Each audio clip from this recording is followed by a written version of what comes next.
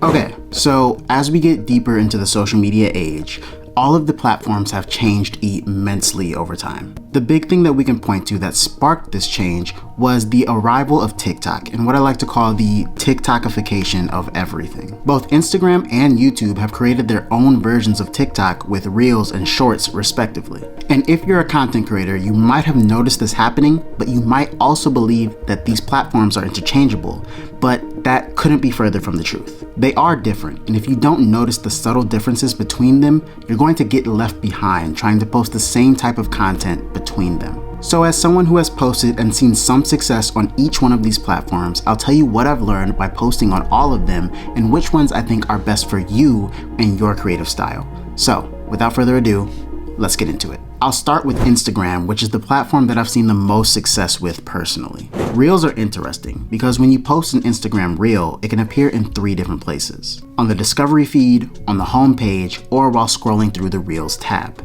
Each of these serves a different function, but it does affect how you should post your content. On both the home page and the discovery feed, there is a slight crop, meaning that you should adjust your content or at least the start of it to fit that crop.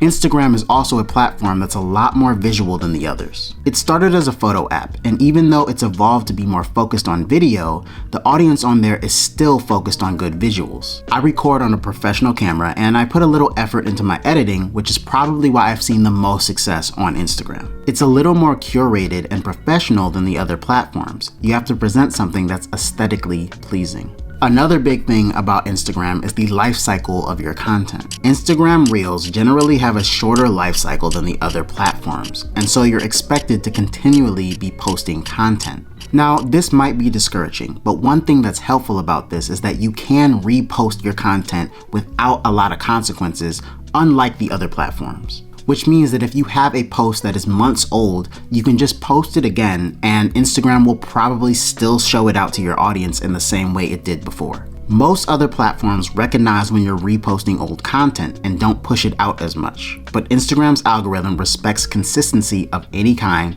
even with old content. A great example of the Instagram style of content creator is Karl Shakur. Looking at his content, it's very visually pleasing and entertaining, but also short and polished. They all are almost like mini cinematic vlogs or documentaries. Now let's move on to TikTok and just how that is different from the other platforms. TikTok is definitely evolving, but generally it's a lot more lo-fi than the other platforms like YouTube and Instagram, meaning that the content on there doesn't have to be super high quality visually. In fact, it's very common that you see a lot of people posting videos straight from their phone, just talking to the camera while they're in the car or on their lunch break. The video quality isn't as important as the quality of the story in the video. It's still important to have a hook for your audience on TikTok, but that hook doesn't have to be visual. It can be words on the screen or just the words that you're saying as long as it grabs the watcher's attention. And that brings me to another point about TikTok.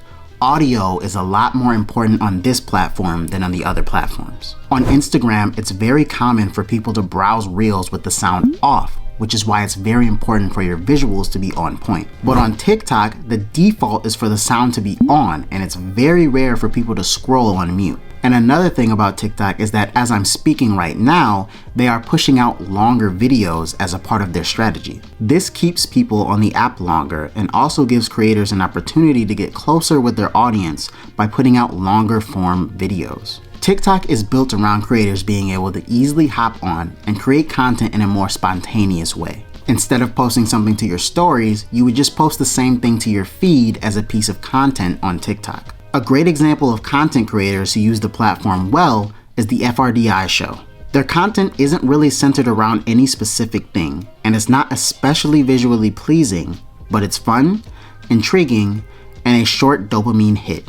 And they've been able to use it to gain more subscribers for their podcasts and even launch music careers. TikTok is a platform where followers don't matter as much. You can go viral with 1 follower and you can flop with 1 million. The main thing here is to be consistent with posting and engaging with your community while putting out interesting content that grabs your viewer in the first few seconds. Finally, we have YouTube Shorts. Shorts are kind of a cross between TikTok and Instagram, but a little bit more on the TikTok side. The content doesn't need to be super polished, but there is a certain standard for it. It's also a platform where most people are watching with the sound on, but there are some people who consume with the sound off as well. Generally, I would say it's closer to TikTok than Instagram, but the big difference is in how people discover shorts. Shorts can either be found on the Shorts feed or through search, and that means that titles are more important here than anywhere else. YouTube is owned by Google, and so search is always going to be an important thing for anything that you do on YouTube.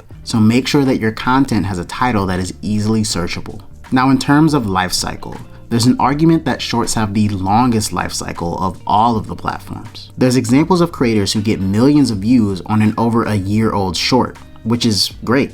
This is because YouTube in general is a more evergreen platform, and also because as long as people are searching for your topic, it will pop up. Shorts are not the main focus of YouTube, and long-form content is still king when it comes to what you should create on the platform, but it's very clear that they are placing a lot more importance on short-form content. Chris Do from the future committed to putting out daily shorts for a year and gained nearly 1 million followers just from that.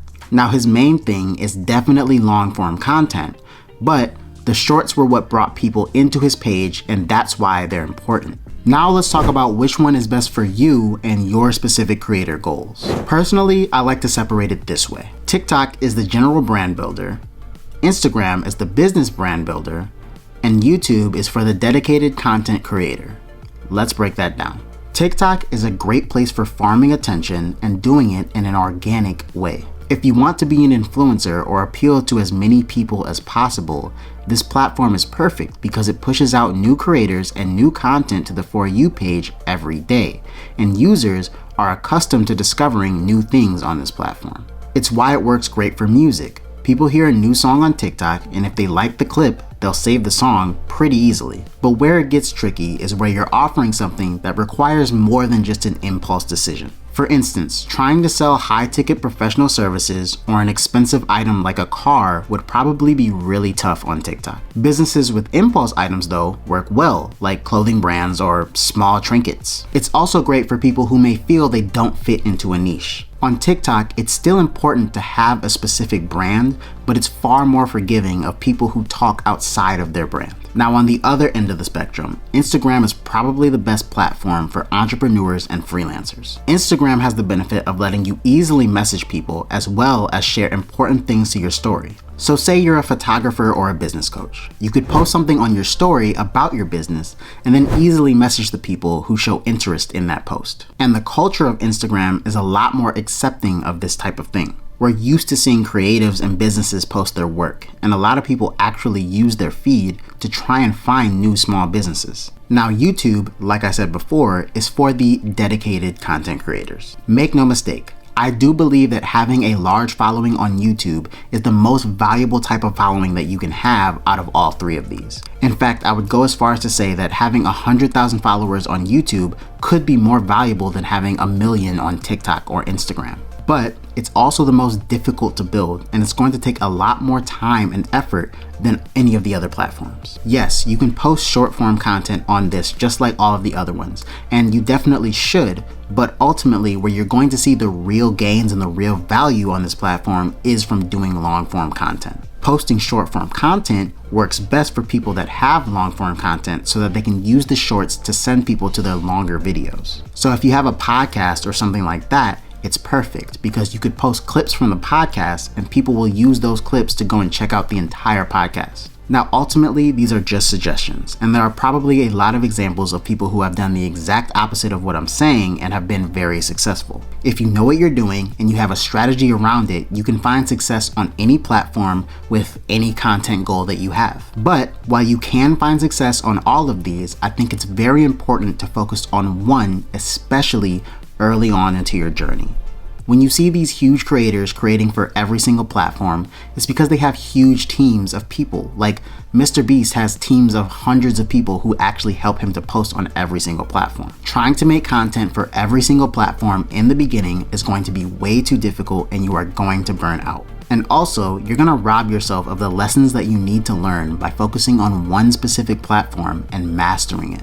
Now, I don't claim to be a master of Instagram, but I've seen some success on the platform, and it's caused me to understand how to create content that performs well a lot easier. And because I understand that, I can now focus some time on doing YouTube as well, because creating content for Instagram is not as hard as it used to be. And I think that's the pipeline that a lot of creators should go through. Master one platform, or at least get really good at it, and then you can move on to another platform and add it to your resume. So pick your platform and your goal for your content and just start doing it in as messy of a way as you can. Don't try to be super polished, don't try to be perfect. Just start creating and putting out as much as you can, and just get used to being a content creator and what that actually means, and being the type of person that posts on the internet all of the time. Anyways, keep creating, keep doing your thing. I'll see you next time. Peace.